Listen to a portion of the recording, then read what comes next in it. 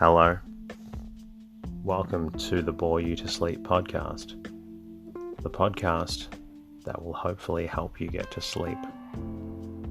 I am going to read an open source book, one that is not particularly interesting, but one that is hopefully boring enough to get you to sleep.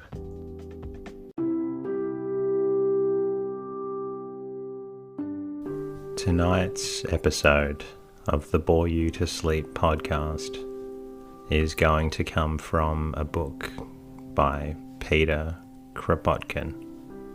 The book is called The Conquest of Bread, and it was written in 1906.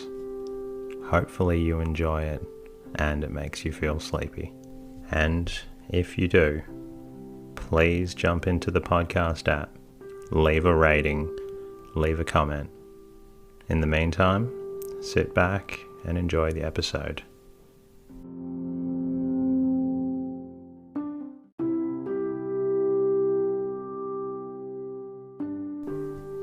Conquest of Bread by Peter Kroptkin, author of Fields, Factories and Workshops, The Memoirs of a Revolutionist, etc. The preface of the book. One of the current objections to communism and socialism altogether is that the idea is so old, and yet it has never been realized. Schemes of ideal states haunted the thinkers of ancient Greece. Later on, the early Christians joined in communist groups. Centuries later, large communist brotherhoods came into existence during the Reform movement. Then the same ideals were revived during the great English and French revolutions. And finally, quite lately, in 1848, a revolution inspired to a great extent with socialist ideals took place in France. And yet you see, we are told, how far away is still the realization of your schemes? Don't you think that there is some fundamental error in your understanding of human nature and its needs? At first sight, this objection seems very serious. However, the moment we consider human history more attentively, it loses its strength. We see, first, that hundreds of millions of men have succeeded in maintaining amongst themselves in their village communities for many hundreds of years one of the main elements of socialism, the common ownership of the chief instrument of production, the land, and the apportionment of the same according to the labour capacities of the different families. And we learn that if the communal possession of the land has been destroyed in Western Europe, it was not from within, but from without, by the governments which created a land monopoly in favour of the nobility and the middle classes. We learn, moreover, that the medieval cities succeeded in maintaining in their midst, for several centuries in succession, a certain socialized organization of production and trade, that these centuries were periods of a rapid intellectual, industrial, and artistic progress, while the decay of these communal institutions came mainly from the incapacity of men of combining the village with the city, the peasant with the citizen, so as jointly to oppose the growth of the military states, which destroyed the free cities. The history of mankind, thus understood, does not offer, then, an argument against communism. It appears, on the contrary, as a succession of endeavours to realize some sort of communist organization, endeavours which were crowned here and there with a partial success of a certain duration. And all we are authorized to conclude is that mankind has not yet found the proper form for combining on communistic principles agriculture with a suddenly developed industry and a rapidly growing international trade. The latter appears especially as disturbing an element, since it is no longer individuals only, or cities that enrich themselves by distant commerce and export, but whole nations grow rich at the cost of those nations which lag behind in their industrial development. These conditions, which began to appear by the end of the 18th century, took, however, their full development in the 19th century only, after the Napoleonic Wars came to an end, and modern communism has to take them into account. It is now known that the French Revolution, apart from its political significance, was an attempt made by the French people in 1793 and 1794, in three different directions more or less akin to socialism. It was, first, the equalization of fortunes, which means of an income tax and succession duties, both heavily progressive, as also by a direct confiscation of the land in order to subdivide it, and by heavy war taxes levied upon the rich only. The second attempt was a sort of municipal communism as regards the consumption of some objects of first necessity, brought by the municipalities and sold them at cost price.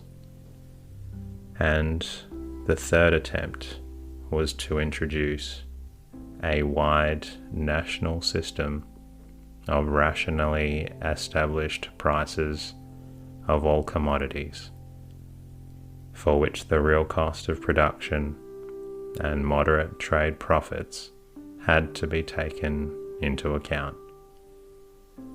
The convention worked hard at this scheme and had nearly completed its work when reaction took the upper hand.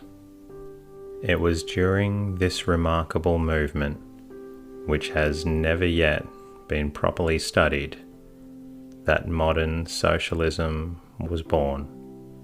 Fourierism with Lyons and authoritarian communism with Buonarroti, Babeuf, and their comrades.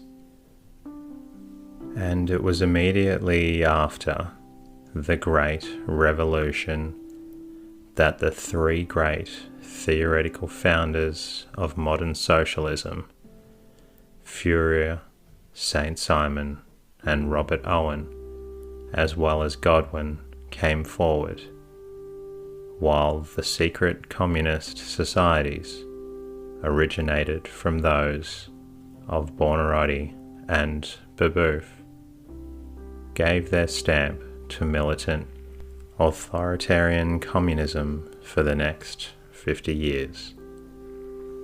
To be correct, then, we must say that modern socialism is not yet 100 years old, and that, for the first half of those 100 years, two nations only, which stood at the head of the industrial movement, i.e. Britain and France, took part in its elaboration, both bleeding at the time from the terrible wounds inflicted upon them by 15 years of Napoleonic wars, and both enveloped in the great European reaction that had come from the East. In fact, it was only after the Revolution of July 1830 in France and the reform movement of 1830 to 1832 in this country had begun to shake off that terrible reaction, that the discussion of socialism became possible for a few years before the Revolution of 1848. And it was during those years that the aspirations of Fourier, Saint Simon, and Robert Owen, worked out by their followers, took a definite shape, and the different schools of socialism which exist nowadays were defined. In Britain, Robert Owen and his followers worked out their schemes of communist villages, agricultural and industrial at the same time. Immense cooperative associations were started for creating with their dividends more communist colonies, and the great Consolidated Trades Union was founded, the forerunner of both the Labour parties of our days and the International Working Men's Association.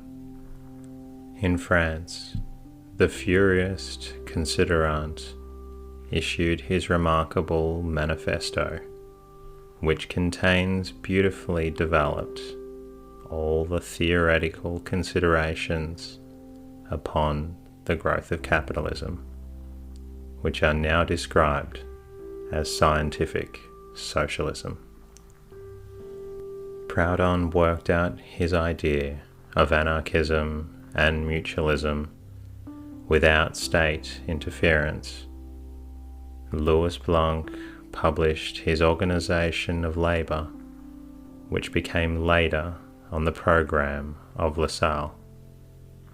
Vidal in France and Lorenz Stein in Germany further developed in two remarkable works, published in 1846 and 1847 respectively, the theoretical conceptions of Considerant, and finally, Vidal and especially Pecure developed in detail the system of collectivism, which the former wanted the National Assembly of 1848 to vote in the shape of laws.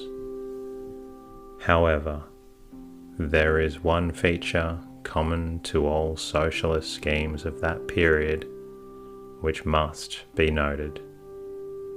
The three great founders of socialism who wrote at the dawn of the 19th century were so entranced by the wide horizons which it opened up before them, that they looked upon it as a new revelation, and upon themselves as upon the founders of a new religion. Socialism had to be a religion, and they had to regulate its march as the heads of a new church. Besides, writing during that period of reaction, which had followed the French Revolution, and seeing more its failures than its successes, they did not trust the masses, and they did not appeal to them for bringing about the changes which they thought necessary.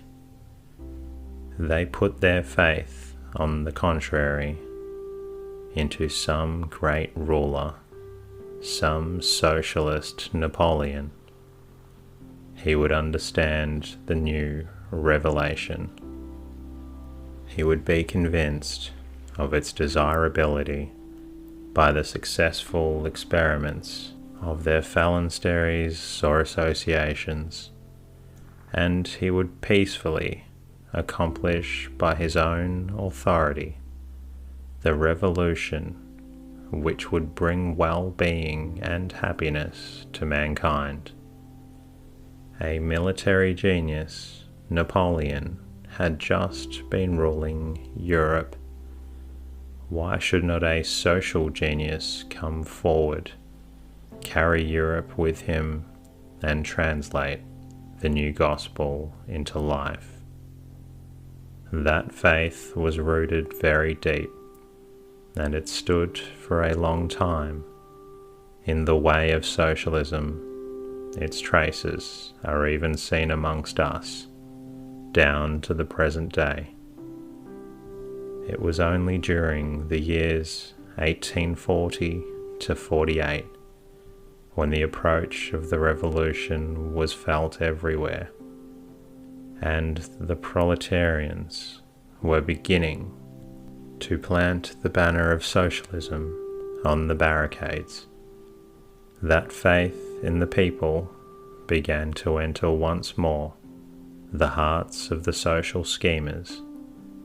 Faith on the one side in republican democracy, and on the other side in free association in the organizing powers of the working men themselves. But then came the Revolution of February 1848, the middle-class republic, and with it shattered hopes. 4 months only after the proclamation of the Republic, the June insurrection of the Paris proletarians broke out, and it was crushed in blood. The wholesale shooting of the working men, the mass deportations to New Guinea, and finally the Napoleon coup d'etat followed. The socialists were prosecuted with fury, and the weeding out was so terrible and so thorough that for the next 12 or 15 years the very traces of socialism disappeared.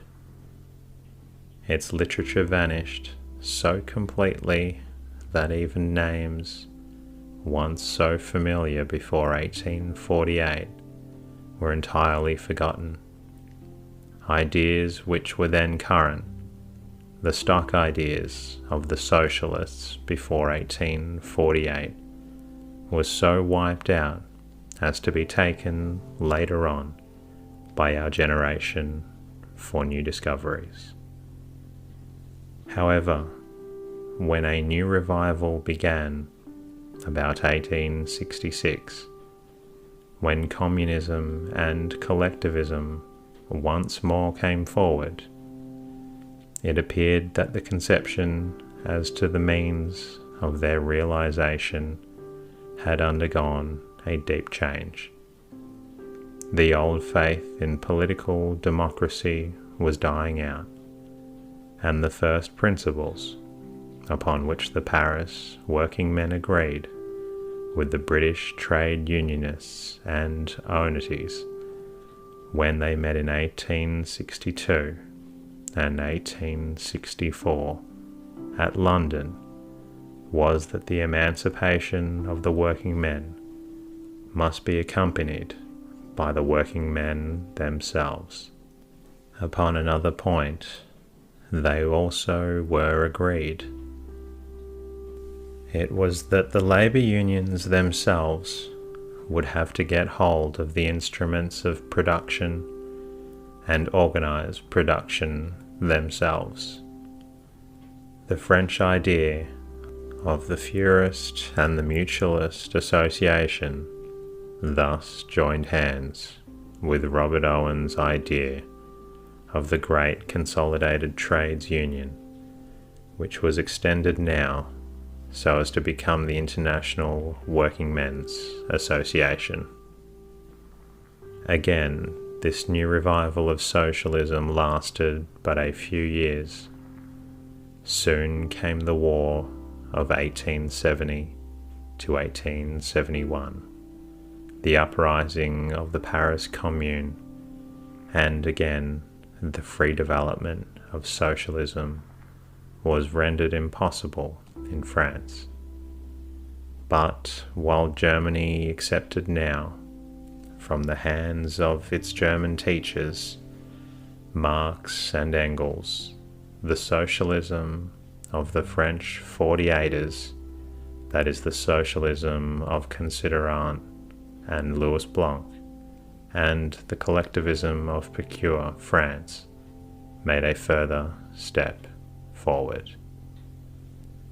That is the reading from tonight's episode of the Bore You to Sleep podcast. I hope you enjoyed it, and I do hope that you're feeling a little bit sleepy. I look forward to bringing you more episodes, and if you feel like listening to another episode tonight, please feel free to do so. Until next time, good night.